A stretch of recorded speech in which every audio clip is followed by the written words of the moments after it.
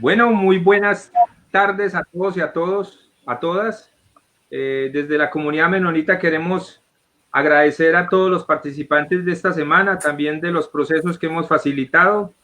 Gracias a las personas que han contribuido con sus saberes, como a Juan Camilo de la IAFI, como al maestro Sanriqui, como a nuestro hermano Leonardo de los indígenas ayer en el conversatorio de diferentes espiritualidades. Y queríamos cerrar con lo mejor. Entonces hoy tenemos tres educadores con una gran experiencia en sus diferentes espacios y quisiera también pues presentarlos. A José Aníbal, muchas gracias, a Manuel, muchas gracias, Nidia por animar este espacio también, la comunidad menonita siempre facilitando no solamente este, sino otros procesos, no solamente acá, sino en otras partes de Colombia. Muchas gracias por este espacio, por recibirnos y también por disponer sus saberes para que los demás y las demás puedan tener la oportunidad de conocer cuál sería la dinámica de la educación en el aporte a la reconciliación política. Entonces, en ese sentido, nos vamos con nuestro moderador y lo quiero presentar. Bienvenido, Ernesto. Él es comunicador social, también es politólogo y él ha sido uno de los facilitadores en la moderación. Le queremos agradecer eternamente a la comunidad menonita de Medellín y lógicamente a los que hoy están presentes. Entonces, yo creo que me despido y los dejo con Ernesto. Ernesto, queda usted ahí. Gracias, Carlos. Ha sido una semana extraordinaria, con muchos tópicos, con muchos matices. Esto de la reconciliación es un amplio marco en el que hay muchos elementos que la van construyendo. Hoy tenemos un marco inmejorable y es un diálogo en el que podamos dejar los aportes a la reconciliación política desde la educación. Así que quiero darle en esta noche la más cordial de la bienvenida a José Aníbal Morales, a Manuel López y a quien va a ser en el espacio de esta noche nuestra facilitadora coequipera en el desarrollo de esta charla, que desde ya estamos convencidos será de gran crecimiento y de gran aporte a esta semana que hoy finaliza. Nidia Montoya, buenas noches también para ti y gracias por permitirnos contribuir a este esfuerzo en el que nos sumamos todos y todas para construir un mejor país. Buenas noches, Ernesto, y también buenas noches a los invitados, Aníbal y Manuel, rectores de instituciones educativas, a este diálogo que vamos a hacer hoy sobre reconciliación política con aportes desde la educación. Entonces, paso y presento a nuestros invitados. ¿Te parece, Ernesto? Me parece que sí, Nidia. Bueno, vamos a tener hoy a Manuel López, rector de la institución educativa Eduardo Santos, en la Comuna 13 de Medellín, licenciado en Filosofía e Historia, abogado, docente de la Facultad de Educación de la Universidad de Antioquia y coordinador del Museo Escolar de la Memoria Comuna 13 de Medellín. Él, pues, desde acá de Medellín nos estará acompañando y se nos une José Aníbal Morales, desde la ciudad de Cali. Él es rector de la institución educativa rural Golondrinas, licenciado, abogado, especialista en derechos humanos, magíster en educación y docente de la Universidad Católica de Cali. Igualmente promueve procesos de construcción de paz en la escuela. Bienvenidos, Manuel y Aníbal. Muchas gracias. Muchas gracias, Nidia, Ernesto, por esta magnífica invitación. Muchas gracias, Ernesto, Nidia, a toda la comunidad menonita, a Carlos y a todos los constructores de paz que se encuentran con nosotros hoy. Ajá, perfecto. Hay una frase de Jules Michelet que dice que el principio político por excelencia número uno es la educación. Y luego añade, el segundo principio importante para la política es la educación. Y termina diciendo, el tercer elemento vital para la política es la educación. Y estamos hoy con tres personas que nos pueden aportar hoy muchísimo en este diálogo en el que vamos a entrelazar la política y cómo la educación contribuye a estos diálogos de reconciliación. Nos gustaría empezar como una primera pregunta orientadora a este diálogo, y en el orden en el que ustedes prefieran lo podemos empezar a abordar. Y la primera de estas inquietudes tendría que ver de qué manera en el entorno y sabiendo que la política en el sistema educativo también tiene una relevancia importante, y además de que se forma a través de la educación en competencias ciudadanas, los valores democráticos, la construcción de paz, entre otros. ¿De qué manera estas enseñanzas desde las instituciones educativas trascienden a la sociedad? ¿Cómo convertimos el aula de clase y todas estas extraordinarias enseñanzas que desde allí se imparten en un elemento que trascienda a la sociedad?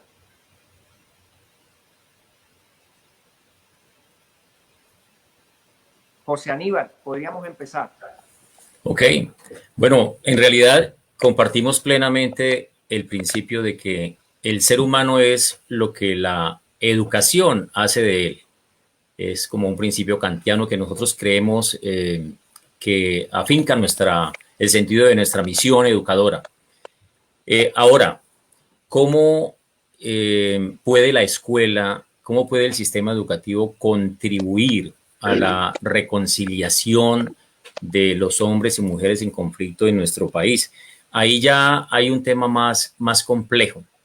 Hay algunos que insisten en que es tan débil, es tan insignificante el poder de la educación en relación con los demás fenómenos sociales, los medios de comunicación, que se descreen a ellos mismos. Nosotros tenemos la misión de educadores y creemos profundamente en que sí podemos hacer algo. Y hay una cosa vital. En un entorno de violencia, en medio de una cultura violenta que nos ha afectado tan gravemente en nuestro país en particular durante tanto tiempo, nosotros creemos firmemente, tanto en los campos y en las ciudades de Colombia, que la escuela puede sembrar las semillas de paz que se necesitan.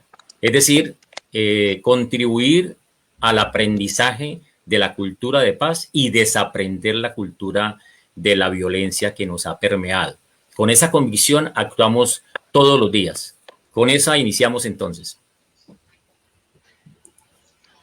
A ese principio elemental, la educación ante todo, yo le agrego algo que manifestaba el maestro Stanislao Zuleta, en torno a que la educación busca la realización humana de las gentes. Y eso, ¿cómo lo podemos llevar nosotros a la práctica? Y máxime, trabajando con comunidades muy vulnerables, justamente cuando hacemos posible que la escuela, que nuestros colegios, que nuestras instituciones permanezcan siempre abiertas y brindando el afecto mínimo que se puede desarrollar a partir del vínculo.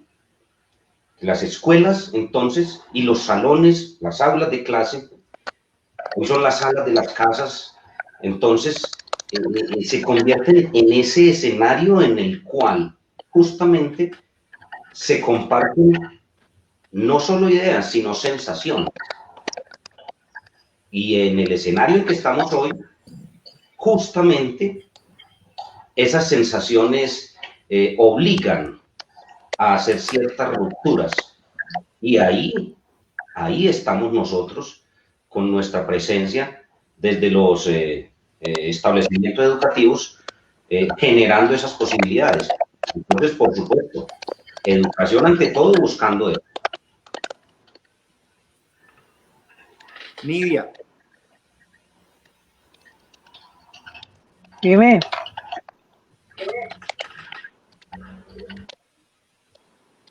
Sí, tu apreciación con respecto a esta primera pregunta.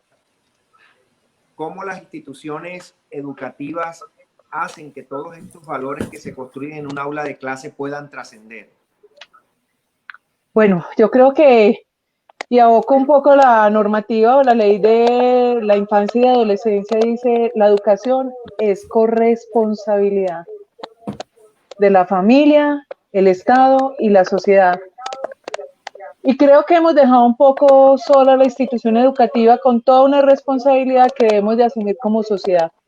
Creo que vamos transformando, creo que la misma normativa ha dado de cierta manera fuerza o estrategias, elementos para que el sistema educativo lo vaya propiciando y lo vaya transformando. Pero también hay una gran cantidad de limitantes o restricciones dentro del sistema educativo y que como sociedad nos rodeamos ni fortalecemos la educación o no lo tenemos como un valor, como un derecho fundamental.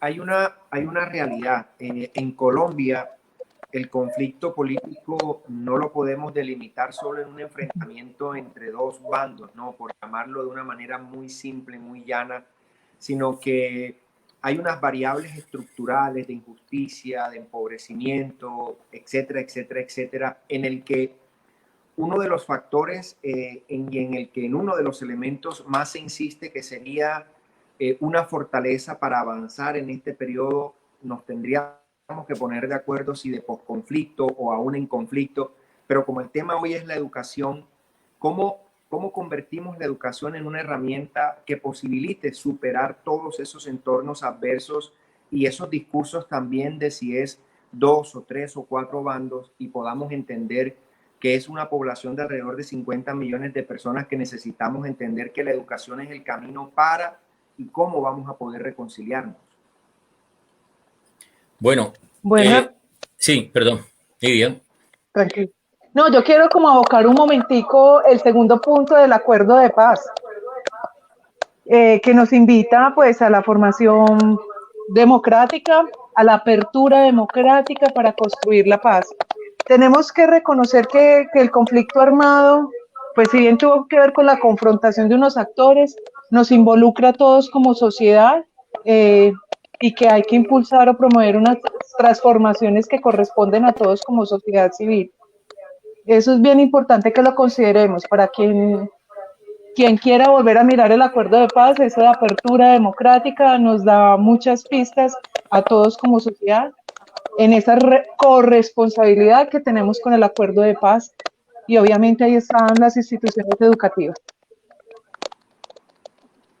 José Claro. Aníbal, iba a comentar algo. Sí, no es lo mismo, claro, el entorno en el que vivimos, por ejemplo, en el Cali rural de Golondrinas, a aquel que ha vivido Manuel, nuestro compañero rector y expresidente de la Federación de Directivos Docentes, allá en la Comuna 13 de Medellín, y hay sectores muy permeados por la violencia que el conflicto armado generó en nuestro país durante tantas décadas, otros menos, pero toda la escuela de alguna manera está permeada por el conflicto y por todas las implicaciones que él tiene, por la violencia.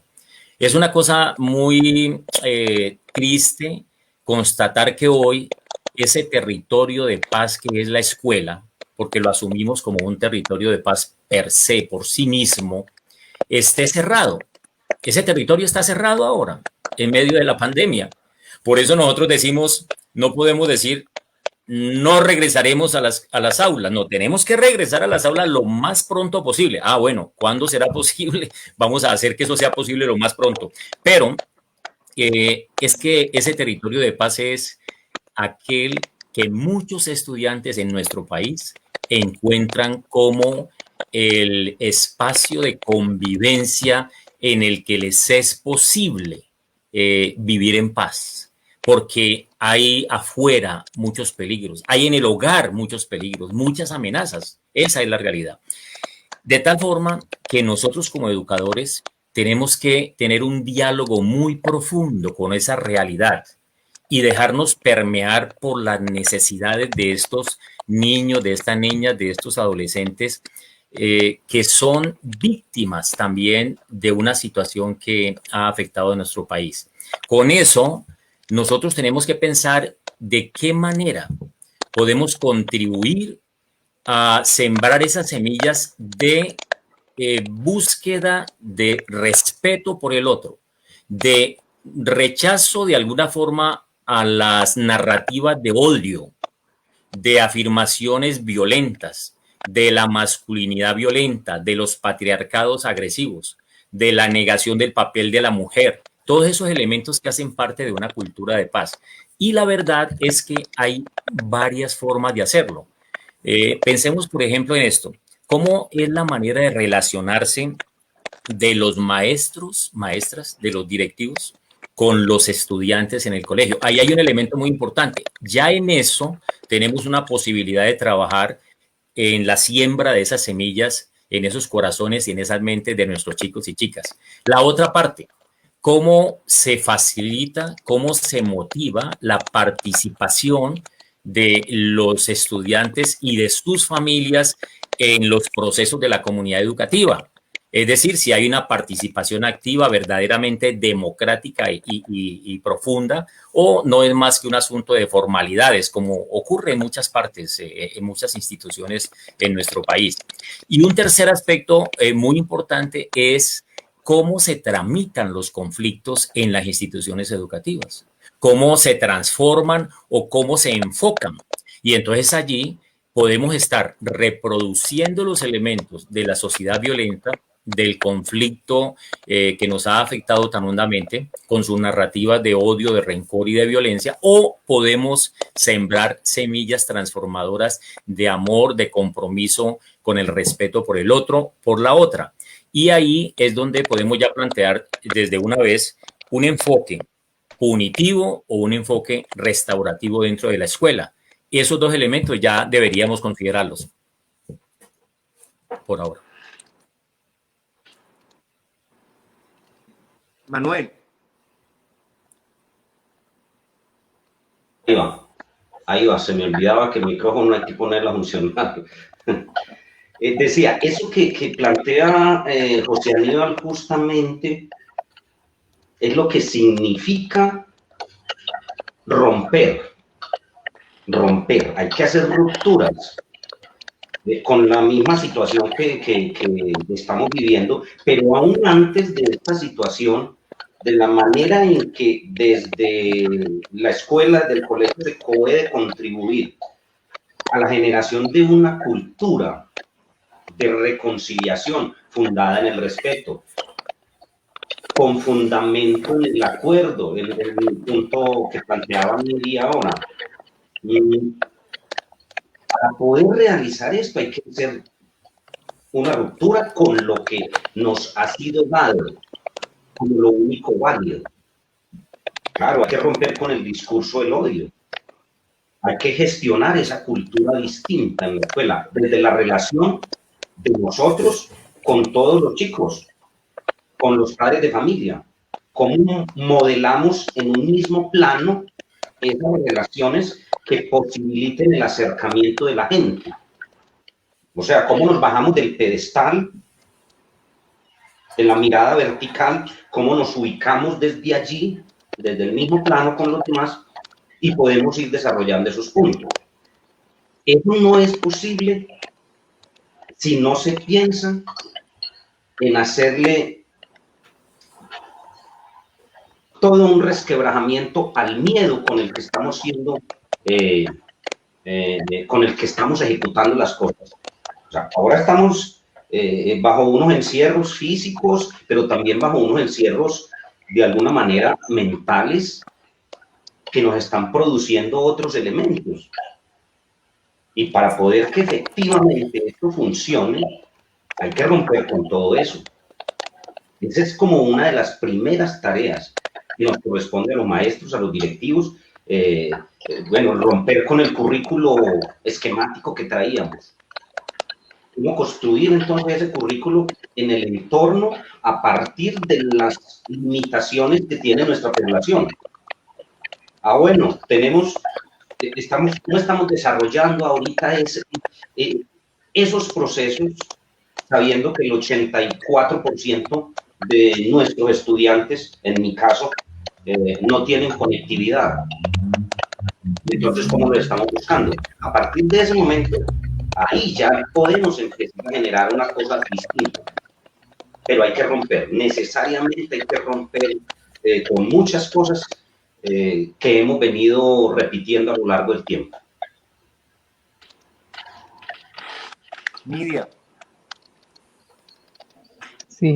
Ahí unas consideraciones. Marta Nussbaum, recibiendo un doctorado honoris causa justo en la Universidad de Antioquia, dio un discurso que conmocionó y causó, creo que todavía, reverberaciones, y hay muchos ecos de lo que ella decía. Y a propósito de este tema que desde la comunidad menonita de Medellín nos convocan a este diálogo, ella decía que hay una dificultad en las naciones, y es que la educación no está formando ciudadanos capaces de tener pensamiento crítico, sino que está generando sujetos que pueden ser instrumentalizados solo para una economía de consumo. Como en un país como Colombia, en el que a veces pensar distinto o atreverse a decir lo que se piensa se convierte casi que en un estigma, podemos tomar la palabra de esta importante filósofa, politóloga, y justamente en un entorno como en el que estamos celebrando esta semana de reconciliación, como es Antioquia, y específicamente esta noche que originamos desde Medellín. ¿Cómo la educación se desafía a ese estatus de crear ciudadanos que sean capaces de pensar, de tener pensamiento crítico?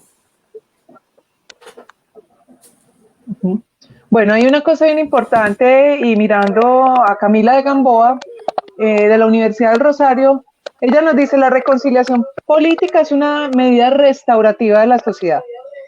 Entonces es muy importante que nos demos cuenta que la violencia ha generado unas fracturas sociales, pero estructuralmente, históricamente, hay unas condiciones que de cierta manera han construido una forma de pensar y de relacionarnos como colombianos, ¿no? Y nos decía, pues obviamente que ese sistema social o político trae unas implicaciones morales sobre los sujetos, ¿cierto? Y pensemos, estructuralmente Colombia hemos vivido bajo condiciones de inequidad, discriminación, exclusión, y eso ha limitado las condiciones de todos los ciudadanos, unos gozando con grandes posibilidades y otros excluidos de ellas. Entonces eso trae unas implicaciones en lo personal, y eso implica una forma de relacionarnos y reaccionarnos ante esos hechos o condiciones y ante las manifestaciones de la violencia. Y creo que ahí hay una cosa que tenemos que revisar como colombianos, y es qué hay de ese sistema que de cierta manera estamos replicando y que nos tiene las condiciones en que estamos. Y ahí está la institución educativa sobre esa reflexión y pensamiento crítico en niños y estudiantes. Pero también hay que pensar, el mismo sistema pone unas trancas, que es formar especialmente para cumplir unos estándares internacionales, más de dar conocimientos que a veces de crear o fortalecer las competencias ciudadanas y la identidad como colombianos. Creo que a veces los aplazamos, esas identidades que necesitamos restituir, recuperar para construir una nueva sociedad. Manuel, decía José Aníbal sobre el contexto, ¿verdad? Cuán importantes son los contextos en los que educamos. Un contexto en el que hay una institución educativa, en el que el conflicto armado no haya sido tan de frente uno de sus principales retos, sino que posiblemente haya sido dotación, baja alimentación de sus estudiantes, en fin, otras problemáticas a las que ustedes también tienen que enfrentarse desde la educación, pero en un entorno como el suyo, en el que hay tantos factores que complejizan el hecho de educar y de desarrollar esas capacidades de pensamiento crítico, ¿cómo podemos decirle a la Colombia de hoy que le urge reconciliarse, que hay que mirar con ojos distintos a esas realidades y que no somos simplemente un uniforme, sino que hay unas realidades dentro del entorno colombiano en el que la educación es uno de los caminos para poder responder? Hay varios elementos que lo pueden hacer posible. Nosotros hemos considerado que la superación, digamos, de las distintas barreras que se presentan en medio de de todos los factores que hacen que este conflicto sea complejo en la comunidad, tiene que ver con conocer lo que ha sucedido, acercarnos un poco a las verdades que tiene la gente. Y por eso emprendimos el camino de la construcción de la memoria. Por eso nos craneamos y desarrollamos el Museo Escolar de la Memoria de la Comuna. Muchos pelados al comienzo nos decían, pero ¿para qué volvemos a escuchar lo que ya hemos leído en las noticias?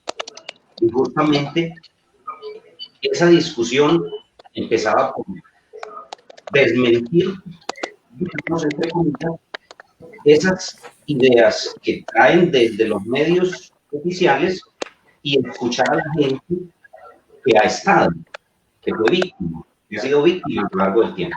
Entonces eso nos ha hecho posible que los muchachos empiecen a asumir unas posturas diferentes. Y nosotros tratamos de trabajar por distintos medios. Desarrollamos mucho el tema cultural, la cultura del arte. Trabajamos con el teatro, y en la obra de teatro que montamos estamos tratando de que se escuchen otras voces, pero siempre en conexión con los elementos que hemos tenido. Entonces la gente va entendiendo que es posible una lectura distinta desde su propia formación. Y curricularmente nosotros nos hemos propuesto como institución que tenemos que aprender a leer críticamente. Recordamos siempre lo que en algún momento expresó el maestro Julián de Zubiría a partir de unas investigaciones que decía que en Colombia 3 de cada 100 personas leen críticamente. Es decir, son capaces de contrastar a quien escribe de alguna forma. Y eso es muy complicado. 3 de cada 100, eso hay que aumentarlo. Entonces nosotros procuramos, a través de unos ejercicios que estamos viendo, que haya una integralidad y que se pueda superar esto, que pueda avanzar. Y no logramos en el tiempo posicionar un poco más ese elemento, entonces definitivamente los esquemas seguirán siendo repetitivos. Y no queremos. Por eso siempre hablamos de romper con eso que ha estado dado. Algunos a veces me dicen, hacer rupturas es generar violencia. Y nosotros decimos no. Y próximamente vamos a inaugurar un programa en la emisora que se llama La Ruptura. Justamente en medio de esta pandemia. La pandemia esta nos rompió el pescuezo, nos han roto muchas cosas. Bueno, vamos a generar un programa que se llama así La Ruptura, con el descarramiento, otra visión docente. Ahí lo vamos a invitar a ustedes posteriormente a conversar. Ok. Nidia, tus consideraciones. Bueno, hay que... En tu experiencia, los contextos, ¿qué papel juegan en todo este complejo mundo de la educación? A mí me parece una cosa bien compleja y darme cuenta de las grandes restricciones que tenemos en términos educativos. Fui educadora, soy educadora y tengo muchos amigos docentes, mi hermano también es docente, y es las limitaciones o lo que ha puesto en evidencia esta pandemia en términos de la educación. Me pregunto si el sistema educativo estaba dispuesto para un reto como este, que genera rupturas, pero también de qué manera esta pandemia se convierte en una oportunidad para generar transformaciones y otras miradas desde el sistema educativo. Y creo que esta pandemia es una oportunidad para mover el pensamiento crítico en niños, niñas, adolescentes de las instituciones educativas frente a este orden en el país. Estamos en un tiempo supuestamente de posconflicto, pero todos los días vemos líderes y firmantes asesinados pero también vemos a nivel mundial el confinamiento, el ahondamiento de algunas condiciones o la precariedad para muchas personas frente a sus condiciones de vida. Y creo que hay que trabajarle y es la oportunidad. Yo creo cómo vamos haciendo de estas situaciones y de las acciones educativas formas de hacer ver esas rupturas que nos hablaba Manuel. José Aníbal. El padre Francisco de Roux, en su libro de La audacia de la paz imperfecta, nos recordaba la historia o la fábula del lobo de Gubbio y el pueblo de Gubbio. Y es muy simbólico que la ponga allí en medio de ese entramado, del trauma que él quiere hacernos reflexionar en nuestro país, porque es pensar en el otro. Él logró, Francisco de Asís, que el hermano Francisco, que el pueblo de Gubbio pensara en el otro, en el animal, en el lobo hambriento. ¿Por qué actuaba violentamente? ¿Por qué se comía a las ovejas? Y el pueblo entró en el análisis, entró en la búsqueda de lo que tú estás planteando como espíritu crítico, diría yo, y se pone en el lugar del otro, del lobo en ese caso, y logran acercarse a él y entonces descubrir cuál es su necesidad. Es el hambre que lo lleva a hacer eso, y lo alimentan y conviven en paz con él. Es una narrativa muy bella para el propósito de educarnos en la comprensión de las fuentes del conflicto, de cómo ponernos en los zapatos del otro. Y ahí está el valor del diálogo. Entonces, una pedagogía dialógica que nosotros debemos trabajar, que es lo que hace Manuel allá en la comuna, en su institución, con su gente, de fomentar la participación dialógica, en donde la palabra del estudiante, la palabra de la mamá, la palabra del papá, la palabra del maestro, de la maestra, de los trabajadores, tenga un valor en los procesos de búsqueda transformadora. Esos procesos que hemos vivido en Colombia tan terribles, tan trágicos, ya nos están generando unas posibilidades que antes solamente eran en otros países. Por ejemplo, yo en el 2016 tuve la oportunidad de escribir y publicar el libro Educación para la Paz, Prácticas Restaurativas en la Escuela del Postconflicto, y allí pude retomar algo de lo que pasó con los diputados del Valle del Cauca, por ejemplo, la esposa de uno de los diputados asesinados, Fabiola Perdomo. Ella nos contaba cómo fue ese diálogo entre improbables, como nos suele decir Jean-Paul Lederac, ¿cierto? En La Habana, entre los miembros de las FARC y las familias víctimas. En este caso, la esposa, los hijos, la hija del diputado y bueno, las demás víctimas. ¿Cómo se produce ese diálogo entre hombres y mujeres que están separados por el dolor o que han causado otros?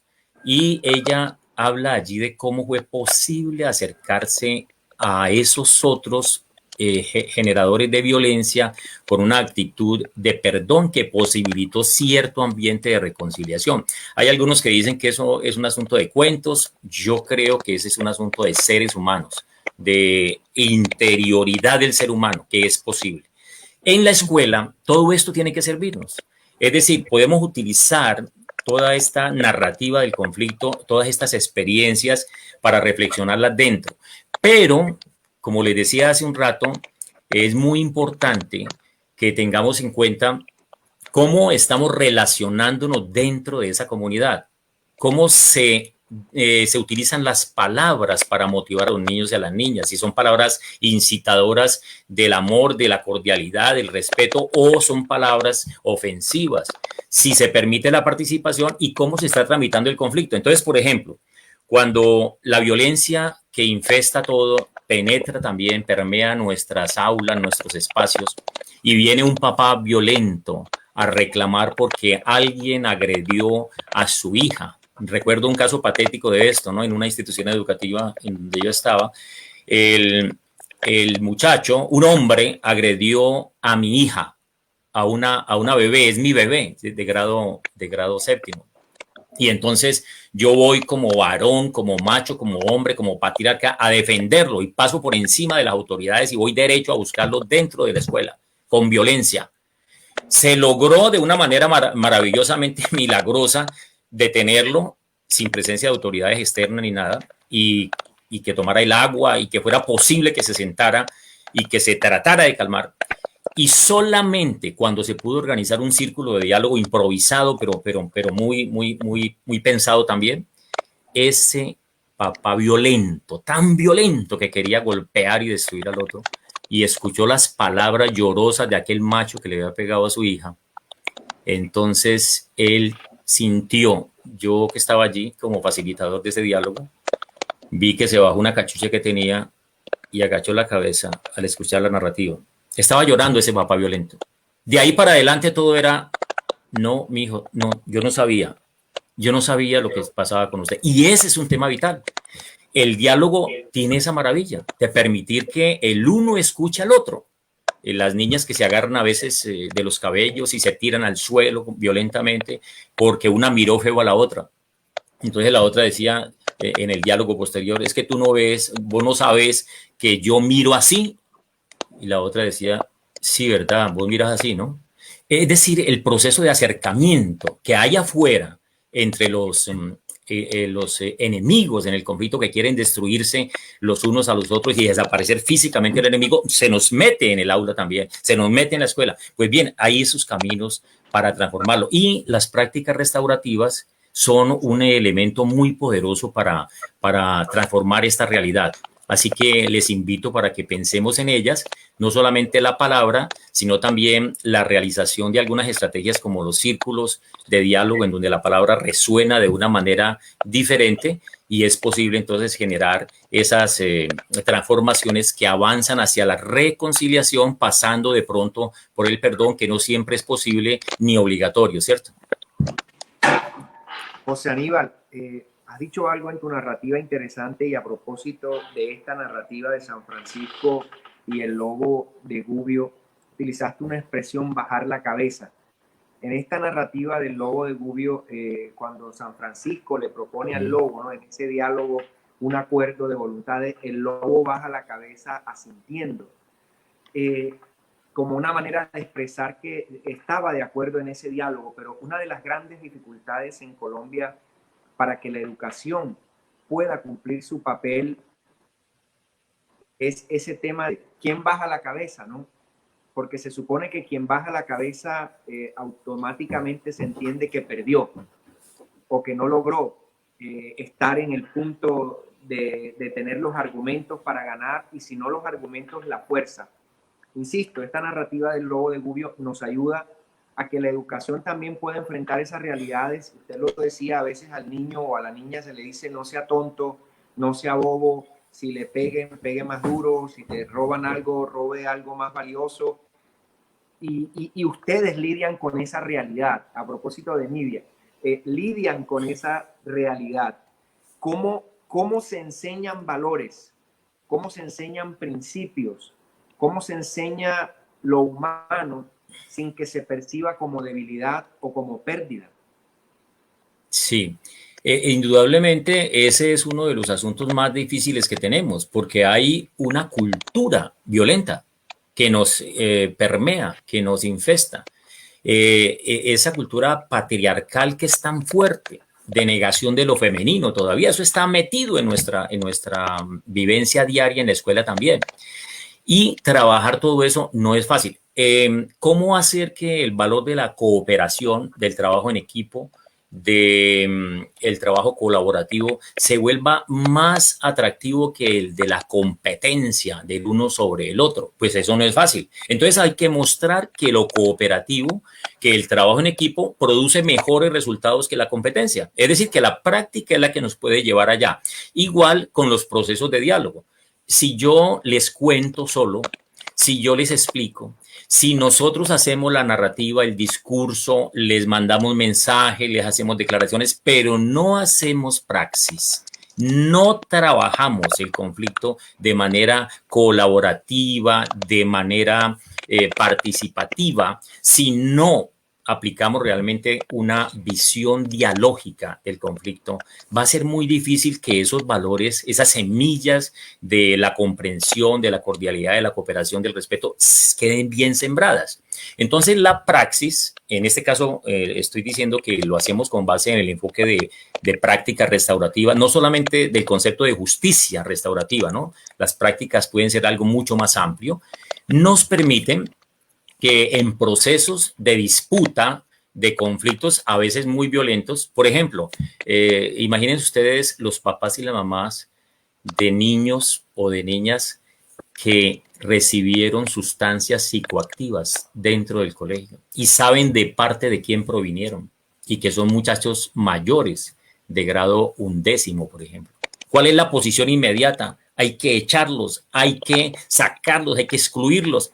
Y miren ustedes como en un proceso de diálogo, de plantear adecuadamente las circunstancias, se puede llegar a un círculo de diálogo en el cual estas mamás y estos papás y estos muchachos protagonistas terminan asumiendo que hay que responsabilizarse de lo que se hizo. Entonces, claro, hay que ver la primera R de lo restaurativo, ¿no? Me responsabilizo, ¿sí? Asumo la responsabilidad. Con base en eso ya es posible hablar de reparar, de restaurar algo que se dañó y que es terrible allí, que es terrible.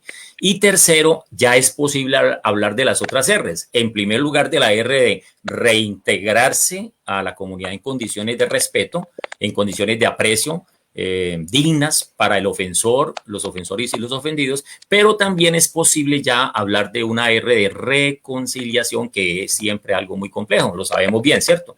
Es muy difícil. Entonces es con esas praxis, con esas prácticas que se puede ir avanzando en ese camino. No es fácil, es muy duro, incluso en la mente de muchos maestros y maestras persiste la visión, el enfoque del castigo, de la mano fuerte, del ojo por ojo, de la ley del talión. Tenemos eso muy sembrado en los corazones, pero cuando se ven que hay resultados visibles, entonces las cosas pueden ir cambiando.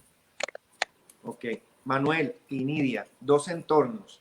San Rafael, la Comuna 13, dos experiencias educativas importantes. Manuel, ¿cómo se vive, a propósito, insisto, del Lobo de Gubbio en una comuna tan transversalizada por el conflicto y la guerra y las pérdidas que esto de suyo ya nos tiene que contar? El tema de ceder, de entender que se tiene que dialogar, que se tiene que racionalizar el conflicto y que no siempre ceder es perder. ¿Cómo esa experiencia de la Comuna 13 en lo educativo nos dice algo a quienes estamos conectados con este espacio a esta hora de la noche? Sí. Mencionaba José Aníbal ahorita un elemento muy importante. Nosotros somos la legalidad, pero la cultura en la que nos movemos es la cultura de la ilegalidad. Entonces, ese elemento es anecdótico. En el año 2002 era lo que yo les esbozaba a quienes pretendían ingresar a la institución a imponer sus criterios. Entonces, cuando me llegaban los señores armados, los paramilitares, en la puerta del colegio, que querían ir a hacer la ley del talión, hacer justicia, ir a mostrar su poderío. Entonces, lo que siempre les decía yo en la calle era: ustedes son ilegales y nosotros trabajamos con la legalidad. Yo no les puedo permitir que en ese sentido ustedes ingresen aquí a amedrentar a la gente. Y entonces era un medio juego que utilizaba yo. ¿Qué diría la personería de Medellín?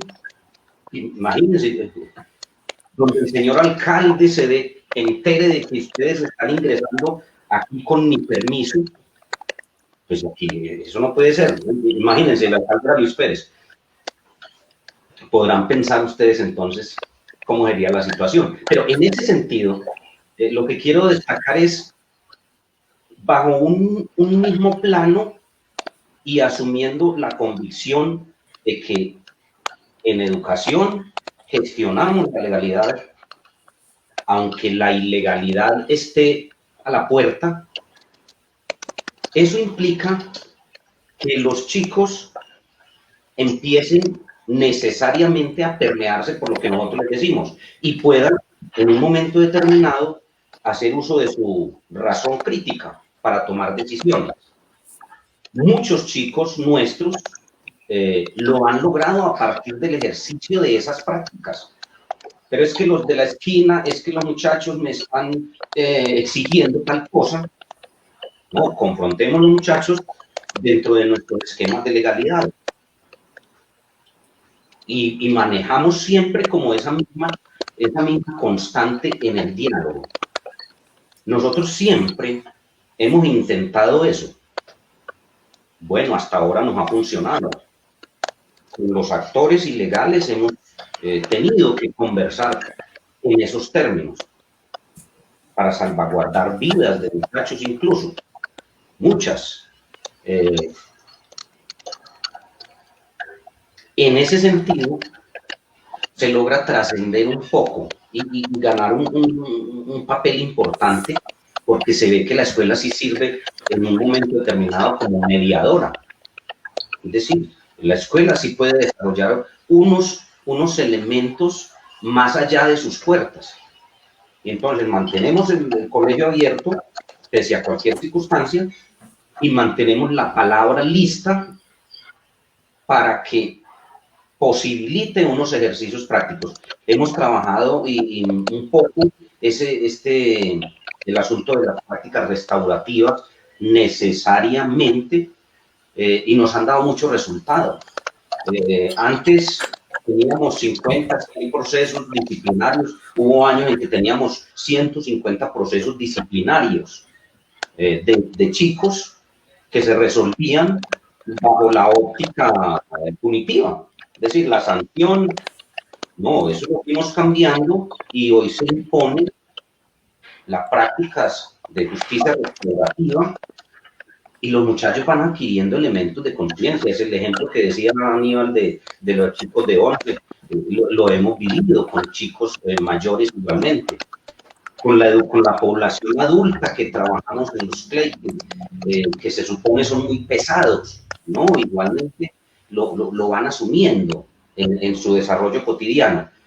Va a ser una constante siempre, mientras acá no cambien las estructuras sociopolíticas y económicas en este país, va a seguir siendo una constante, que nosotros intentamos el desarrollo de una legalidad en contravía de toda la ilegalidad que se muestra por otros medios, por todos los medios, desde el Estado mismo. Entonces, pero en eso es la educación. Insistir, insistir, insistir y volver a diario con esto. El tema de la praxis es supremamente importante. El asunto desde los maestros, el vínculo de los maestros. Claro, ahora observamos, y hay un ejercicio interesante en el colegio, que nos ha obligado la pandemia. Me decía Nidia ahora, esto también es una oportunidad, por supuesto. No, ya no nos podemos quedar llorando sobre el cuento. Queremos volver, pero no sabemos cuándo. No sabemos cuándo. Y esto nos ha posibilitado que algunos maestros se integren en su trabajo en bachillerato, que es más complejo, Aníbal y Nidia. Es más complejo. En primaria los profes son más dados y se ubican y organizan sus proyectos y trabajan muy integralmente. En bachillerato generalmente somos dueños de nuestras áreas, de nuestra especialidad. Pero esto nos ha obligado y hay un ejercicio en el cual los maestros han bajado y están dialogando y están organizando la integralidad en varias áreas, lo cual permite que todos estén trabajando al mismo tiempo. Y eso permite que esa práctica haya capturado, digámoslo así, más la atención del grupo de estudiantes que ahora están respondiendo más masivamente a la búsqueda y al acompañamiento que hacen a diario los maestros. Entonces eso también, esas acciones son posibles para romper un poco ese letargo en el que hemos venido sostenidos. complejo, pero es una respuesta posible en estas condiciones nuestras. Así es. Nidia, la experiencia de la comunidad menonita de Medellín, San Rafael específicamente, es un entorno educativo sin lugar a dudas. ¿Qué podemos extraer a este diálogo de esa experiencia de Carlos Sánchez, Nidia Montoya, acompañando este proceso de firmantes, de reconciliación? Un entorno en el que la reeducación y la reeducación y la reeducación se vuelve fundamental. Yo creo que hay algo ahí que tenemos que reflexionar, y una de las personas de pronto lo escribía, que tiene que ver la educación popular y la educación informal. Yo creo que es otra vía también para la formación en la construcción de la paz. No podemos decir que todo el pueblo colombiano, todos los niños y niñas están en el sistema educativo. Pienso en esas áreas rurales alejadas, o que han sido altamente afectadas por el conflicto y que han llevado a que los niños y niñas jóvenes tengan que desertar de los centros educativos. ¿Qué estamos haciendo en la formación popular con esas organizaciones y familias que están excluidas del sistema de formación formal? Creo que ahí hay un gran reto, y lo primero que hay que hacer es superar la estigmatización, esa visión o mirada del enemigo, de aquel que piensa diferente, de aquel que exige los derechos y está pidiendo transformaciones porque se ha afectado por unas formas de exclusión y discriminación. Y pensémoslo en el campo, y especialmente en aquellas áreas rurales donde se desarrolló la confrontación armada, que cargan con una gran estigmatización por ser de A o de B, por haber apoyado, por la ausencia del Estado, por la precariedad del sistema educativo ante la carencia de recursos y poder sostener a niños y jóvenes dentro del mismo sistema.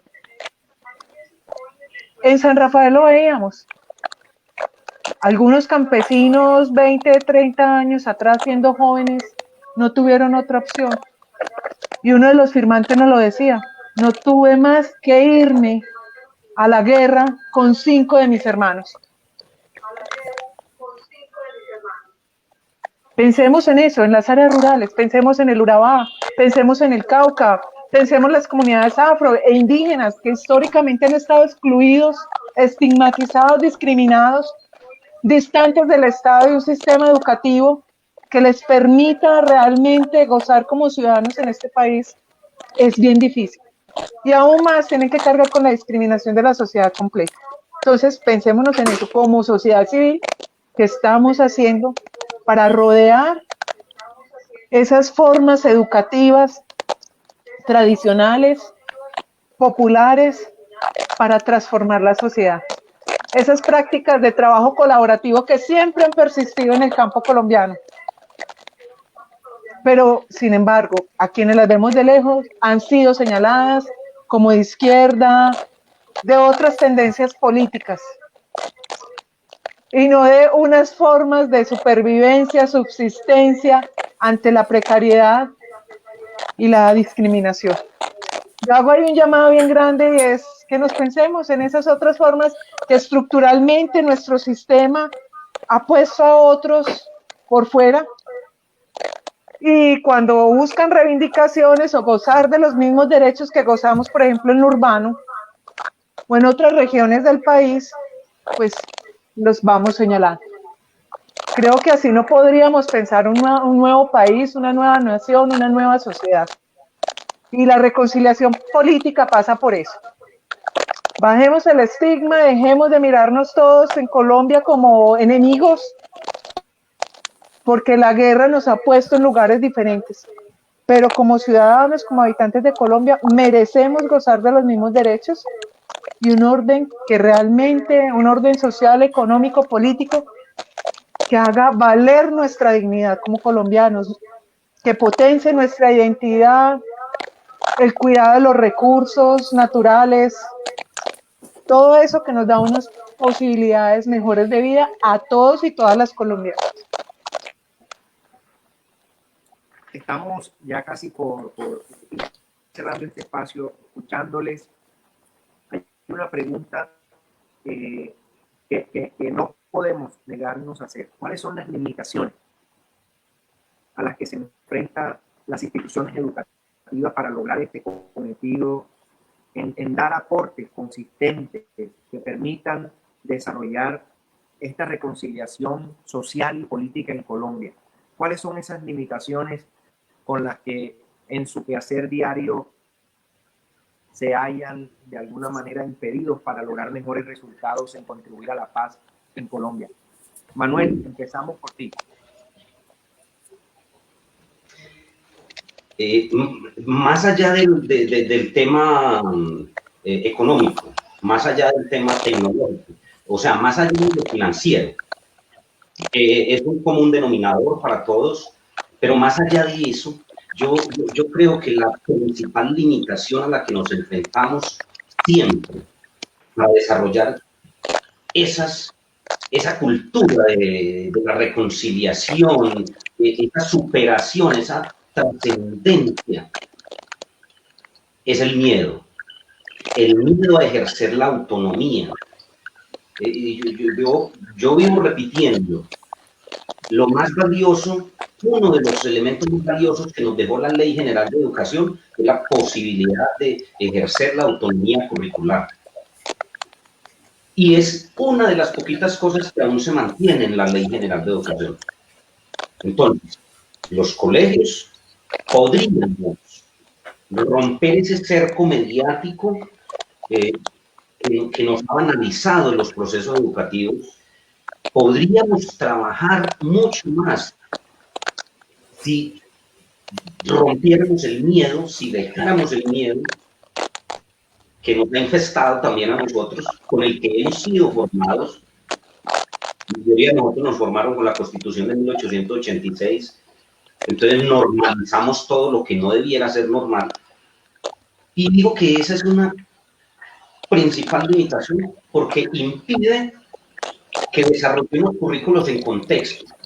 Ahorita se están haciendo ejercicios obligados por la nueva situación, pero no ha sido un común denominador. El día que los maestros abandonemos ese miedo, que efectivamente digamos, vamos a ejercer la autonomía curricular, vamos en contexto, vamos en el sitio, vamos a mirar qué es lo que necesita esta comunidad, independientemente de los lineamientos, de los estándares, de las pruebas. No, independientemente de eso, en ese momento podremos desarrollar instrumentos más adecuados.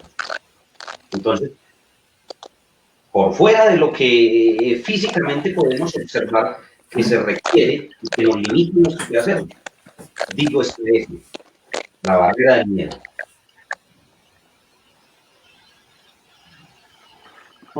Aníbal. Bueno, aparte de lo que dice Manuel, que es muy poderoso, el miedo a las rupturas, también habría que señalar cierta incapacidad nuestra para imaginar, como uno de los, creo que Jean-Paul Ledera es muy menonita, ¿cierto? Como él lo plantea en su libro La imaginación moral, el arte de la construcción de paz, ¿cierto? Hay que crear, hay que romper, hay que pensar, hay que imaginar diversas maneras de transformar la realidad. Y a veces cierta pega a la tradición, al encamisamiento, ¿no? El encuadernamiento nos impide salirnos de eso. Tenemos que avanzar en ese sentido. Y saben que a veces la misma legalidad de la que hemos estado hablando hoy nos impide mucho en ese sentido. Por ejemplo, para tratar conflictos de situaciones tipo 3, de lo cual Manuel sabe mucho porque sabemos el entorno en el que le ha tocado moverse, y yo no sé el entorno de Nidia, pero nos ha tocado, ¿no? Entonces, cuando entramos a tratar conflictos de una manera divergente de lo que plantea, por ejemplo, la ley de convivencia escolar, que hay que reportar a las autoridades externas los tipos de situación tipo 3, incluso a pesar de que no estén todavía completamente tipificadas, y nosotros comenzamos a hacer procesos de ruptura, de diálogo sobre eso con nuestra gente. saliéndonos de ese esquema de es la ley, es el fiscal, es el juez. No, yo soy el educador. Manuel es pedagogo, Nidia es pedagoga. Nosotros tenemos que asumirnos como pedagogos, que reflexionamos sobre el acto educativo. Y ahí tenemos que retarnos también y asumir algunos riesgos. Pues bien, ahí hay unas ataduras que tenemos que romper. Pero igual son también aquellas que el encasillamiento de ciertas líneas pedagógicas nos han dejado. Hay cosas muy buenas, maravillosas, pero hay otras que nos pegan. Yo quisiera ver que avanzáramos mucho más veloces hacia una educación sin castigos, una educación más humanística, más amorosa, para ser concretos. Y sin embargo, esos avances son muy lentos. Creo que en estos tiempos de pandemia, ¿sabe, Ernesto, qué ha pasado? Que ha habido un abalanzamiento de muchos maestros y maestras hacia el ser humano. ¿Sabe qué se ha estado diciendo en estos días? Manuel lo sabe, ¿cierto? Yo no sé si Nidia lo ha escuchado también fuertemente. Dicen, dejemos la cuantificación. Vamos a hacer evaluación formativa, ahora sí, de manera muy interesante, ¿no? En estos tiempos. Y la verdad es que así es. El ser humano ante todos. El ser del estudiante. Pues bien, esa es la fuente de la cual tenemos que beber todos si queremos realmente avanzar en procesos de transformación que nos ayuden a eliminar esas narrativas de odio y a fortalecer el camino de la paz y rechazar por todos los medios la guerra que no deja sino muerte y destrucción. Sí, yo quisiera agregar algo, y es que la construcción de paz debe salir de o constituirse en política pública, trascender la educación formal, porque la normativa la ha dejado dentro de la educación formal. Y dentro de esa política pública de construcción de paz, los primeros que debe propiciársele, facilitársele las formaciones a los mismos educadores, porque pedir formarse, mejorarse para desarrollar su acción de educación implica el sacrificio de la educación para niños y jóvenes. Yo creo que tenemos que valorar que el docente se forme para ser transformador. Se le debe permitir. Muchos educadores a lo largo y ancho de Colombia tienen especialización, posgrado, por sus propios medios, haciendo hasta 2 y 3 jornadas al día para poderse cualificar. Un sistema educativo que le limita y le restringe poderse formar. Incluso no recuerdo, unas décadas atrás se les prohibía la participación política. Entonces, ¿cómo queremos que la educación y el docente sean transformadores si les limitamos, los sesgamos, los estigmatizamos cuando hablan de convivencia, de paz, de derechos? Es más, cuando salen a la calle a reivindicar sus propios derechos. Creo que tenemos que transformar y hacer rupturas dentro de nuestro propio sistema económico, social y político. Finalmente, brevemente, para cada uno de ustedes, la Cátedra de la Paz, presente y futuro.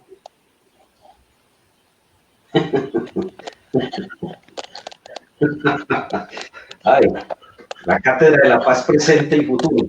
El presente es muy desastroso, pues, porque la paz se viene destruyendo desde el Estado y poco se ha hecho para implementar esto. Lo integramos muchos de nosotros en nuestros currículos a través de los distintos elementos cuando hacemos rupturas. Para que esa cátedra funcione hay que romper necesariamente esquemas. O sea, si no nos movemos de esa comodidad, de ese confort de los que ven por televisión el país, pues van a ir viendo el show de Duque eternamente y en la Cátedra de la Paz nos seguirá mostrando los muertos y las víctimas a diario. Incorporar en nuestros currículos eso, pero eso significa con cosas, con hechos, con prácticas. Y nuestro colegio, ¿cómo lo está incorporando? A través del Museo Escolar de la Memoria y todo lo que podemos generar desde ahí. Pero todos tenemos que hacerlo, no nos podemos limitar a unos lineamientos que ni siquiera el gobierno nacional quiere sacar para ello. Pues nos corresponde creativamente, como dice José Aníbal, trabajar muy duro en eso. José Aníbal. Pues Ernesto, como dice Manuel, es muy difícil. Este es el libro de Educación por la Paz. Yo creo firmemente en que es posible. Ahí están los elementos de la Cátedra de Paz también. Pero claro, uno de los elementos fundamentales es la transformación de los conflictos de manera pacífica. Y resulta que tenemos un sector de la población muy fuerte y en el gobierno que está prohijando la transformación del conflicto, pero por la vía de la muerte y de la violencia, es decir, de la llamada mano dura. Entonces es muy difícil articular estos discursos con aquello que pretendemos hacer. Sin embargo, mi convicción es la de que la Cátedra de Paz ofrece unas posibilidades, una ley de la República, ¿cierto?, que podemos utilizar en el entramado curricular con el concierto que logremos con todos los maestros y maestras para que esas semillas de paz se puedan sembrar de manera más productiva, que podamos recoger cosechas más adelante. Aprovecho, Ernesto, para decir que una cosa muy importante en todo esto es que este encuentro haya sido organizado por la comunidad menonita. Yo guardo un respeto enorme por todo lo que esta comunidad ha venido haciendo. Yo estaba metido leyendo a Jean-Paul Lederach, sus historias, Howard Zehr, y otros hombres y mujeres que han venido trabajando por la paz en el mundo, pero no estaba muy enterado de sus raíces menonitas y de toda la historia que esta comunidad religiosa ha venido aportándole a la paz del mundo. Así que les agradezco muchísimo ese empeño por la construcción de paz. Gracias. En Colombia y en todas partes. Nidia, la misma pregunta, la Cátedra de la Paz, presente y futuro. Pues yo pienso que si queremos que realmente sea efectiva, pues hay que disponer o darle más elementos al sistema educativo para que ésta se haga realidad. Y del otro lado, sacar de la política la violencia. Creo que hay un reflejo de este sistema en el sistema educativo y eso obviamente manifiesta o se pone de manifiesto en las formas en que nos relacionamos, en la familia, en el sistema educativo, en el trabajo, en la calle. Entonces creo que hay que trascender esa cátedra de la paz de la educación formal, convertirla o constituirla en política pública, para que obviamente nos desarmemos todos y todas las colombianas y generemos unas nuevas formas de relación y un sentido de identidad y dignidad como colombianos.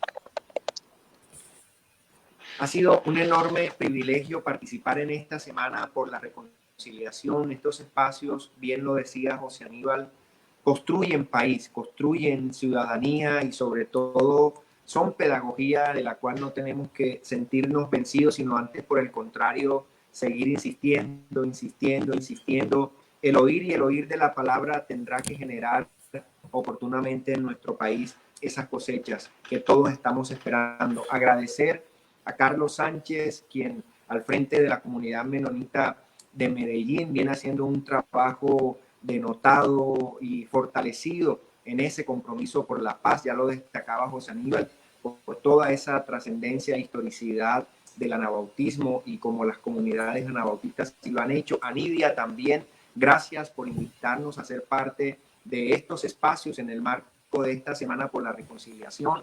Manuel, muchas gracias por tu contribución, que puedas seguir sumando esfuerzos para transformar esa realidad de la Colombia a la que queremos ver cada día más en paz y reconciliada. José Aníbal, también para ti nuestros mejores deseos en tu labor.